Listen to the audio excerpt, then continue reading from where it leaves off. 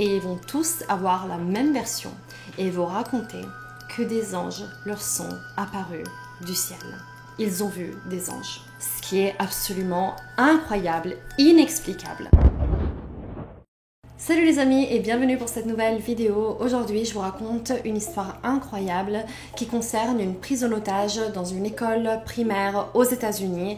Alors je sais que c'est un thème assez sensible de nos jours, mais vous allez voir que cette histoire vaut vraiment la peine d'être racontée.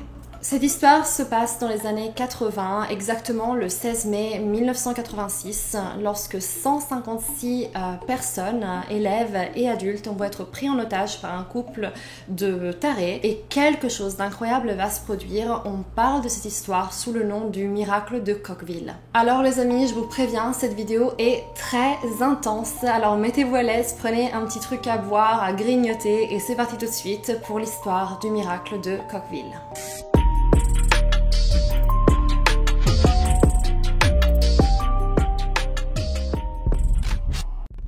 La ville de Cookeville est une toute petite ville située dans l'état du Wyoming et c'est un endroit très calme et très paisible. Pour vous donner une idée, l'état du Wyoming aujourd'hui compte 580 000 habitants. C'est pour vous dire que c'est vraiment rien du tout à l'échelle des États-Unis. Donc voilà, c'est a priori un endroit tranquille. Sauf que le drame va se produire le 16 mai 1986 lorsque un couple va s'introduire dans l'école élémentaire de Cookeville. Ce couple est formé de David Young et Doris Young. David Young est un homme de 44 ans et 7 ans auparavant, il avait travaillé dans la ville de Cookeville en tant qu'officier de police, mais avait été licencié pour mauvaise conduite. Après son licenciement, il avait quitté le Wyoming et s'était installé à Tucson, dans l'Arizona, où il a rencontré sa future femme, Doris Young, qui, au moment des faits, avait 47 ans. Et donc, comme je vous disais, c'est ce terrible 16 mai 1986 que les deux vont se rendre à l'école élémentaire de Cookeville en amenant avec eux une bombe artisanale à essence, 4 fusils et 9 armes de poing. David Young va d'abord aller au bureau de l'école, au niveau de l'administration, là où il y avait les adultes, et va distribuer un manifeste avec écrit « Zero equals infinity ». Et il va déclarer ceci. Ceci est une révolution, cette école est prise en otage. N'appuyez sur aucune alarme, ne répondez à aucun téléphone et n'appelez pas pour demander de l'aide. J'ai des fusils et une bombe, vous et moi sommes seulement à 1 cm de la mort. De ce que j'ai pu comprendre, ces flyers Zero equals Infinity étaient un manifeste que David Young avait passé des années à écrire et donc les adultes en lisant ce manifeste ont bien compris que cet homme était dérangé psychologiquement et ça a été tout de suite la panique. Pendant ce temps-là, Doris passe de classe en classe en disant aux enseignants et aux élèves qu'il y a une assemblée et qu'il faut bouger vers une autre salle de l'école. Et elle fait ça avec un grand sourire, elle laisse supposer que tout va bien. Alors les profs étaient un petit peu confus, ils racontent qu'ils étaient confus parce qu'il n'y avait rien de prévu ce jour-là, mais ils n'ont pas tout de suite pensé que quelque chose pouvait se passer. Donc ils ont tout simplement obéi, ils ont bougé de classe. Tout le monde va alors rentrer dans la salle numéro 2 de l'école. Et à ce moment-là, les amis, nous avons 136 élèves, 15 professeurs et 3 autres adultes, donc un total de 154 personnes, toutes regroupées dans une toute petite pièce qui était censée contenir pas plus qu'une trentaine d'élèves. Je répète parce que c'est quand même terrible et inimaginable, 154 otages, tous dans cette toute petite pièce. Et à ce moment-là, les adultes ont bien compris qu'il y avait quelque chose qui clochait et que quelque chose de terrible était sur le point de se produire.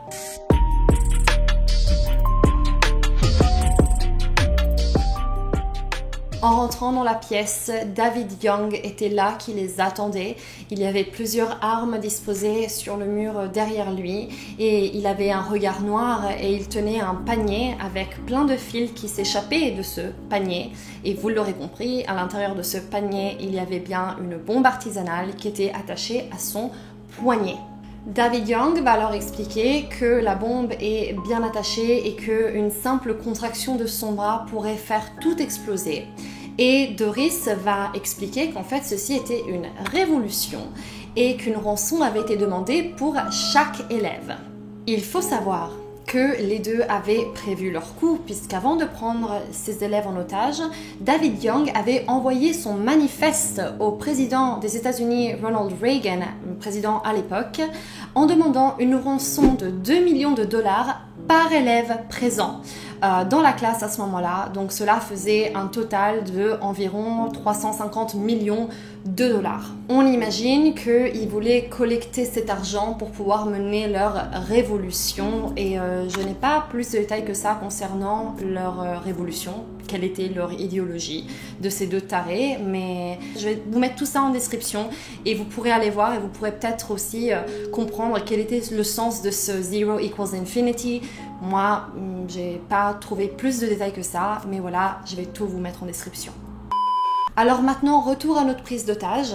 On était arrivé au moment où ces 154 personnes étaient tous dans cette salle et les enfants commencent à être très agités. Ils comprennent que quelque chose ne va pas et les profs ils vont vraiment tout faire pour essayer de les calmer le plus possible. Mais rien n'y fait. Les enfants sont pas bêtes, ils comprennent bien qu'il y a un truc qui va pas et ils sont très agités.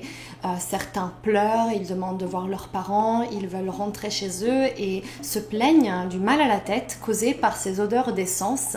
Apparemment, il y avait une odeur infernale dans cette pièce. Forcément, toute cette agitation agace beaucoup David qui va ordonner au professeur de pousser toutes les tables et toutes les chaises au mur en fait. Voilà, il veut qu'il y ait un espace au centre de la pièce et il va dessiner un carré avec du scotch. Il me semble qu'il utilisait du scotch pour dessiner un carré sur le sol au milieu de la pièce. Il va se mettre dans ce carré et va faire la déclaration suivante. Maintenant, si vous traversez cette ligne de la mort, je commencerai à tirer sur les adultes. Je tirerai sur tout le monde si je dois le faire.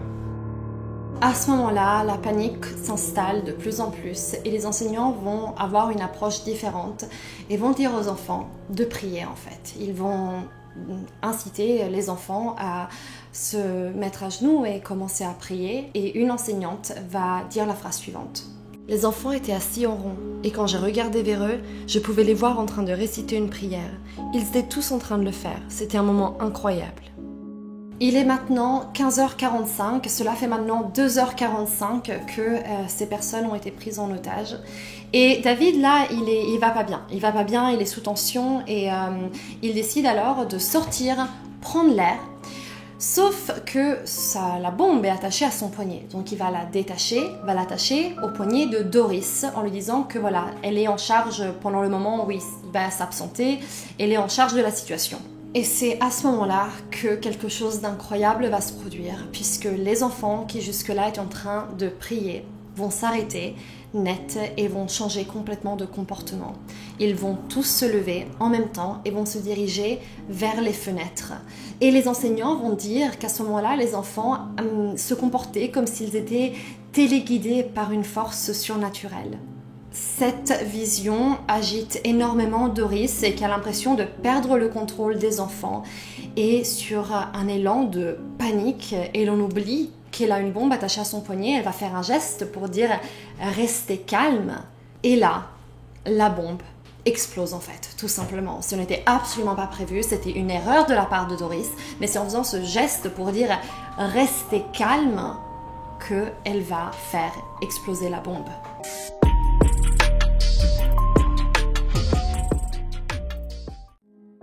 L'explosion a été très très intense. Doris Young va mourir sur le coup. David, qui à ce moment-là était encore aux toilettes, va revenir en courant après avoir entendu l'explosion et va se tuer d'une balle dans la tête en constatant que Doris est morte. Immédiatement après l'explosion, une fumée noire envahit la pièce et tous les scientifiques spécialistes sont formels. Il n'aurait dû y avoir aucun survivant suite à cette explosion. Je vais le répéter une fois de plus, mais on parle de 154 personnes dans une classe qui normalement pouvait en contenir 30. Donc normalement, les autorités auraient dû rentrer juste pour ramasser des corps. Et pourtant, David Young et Doris Young vont être les deux seules victimes de cette attaque. Tous les enfants et tous les enseignants vont s'en sortir vivants, vont survivre, ce qui est absolument incroyable, inexplicable. Alors certes, il y a eu 79 cas de blessures.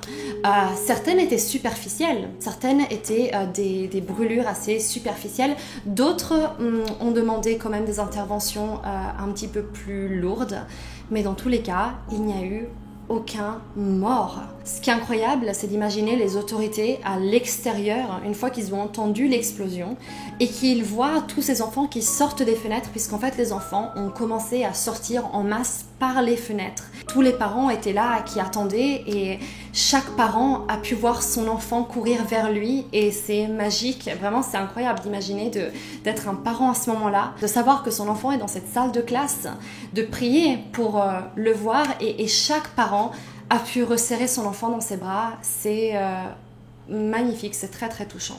Comment ces enfants ont-ils pu tous survivre et pourquoi se sont-ils tous levés en même temps pour aller vers les fenêtres? Eh bien, les enfants, ils vont raconter ce qui s'est passé ce jour-là et comment ils ont été sauvés.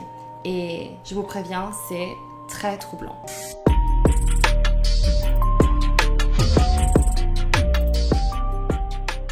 Les enfants vont raconter à leurs parents ce qui s'est passé ce jour-là. Et ils vont tous avoir la même version. Et ils vont raconter que des anges leur sont apparus du ciel. Ils ont vu des anges. Ces anges seraient apparus et auraient dit aux enfants de rester calmes, de ne pas s'inquiéter, puisque la bombe allait bientôt exploser et qu'il fallait juste s'approcher des fenêtres. Il existe un témoignage très touchant d'une survivante qui au moment des faits avait 7 ans, qui s'appelle Katie, qui raconte la conversation qu'elle a eue avec sa maman une fois qu'elle avait été libérée. Sa maman va lui demander à quoi ressemblait cet ange.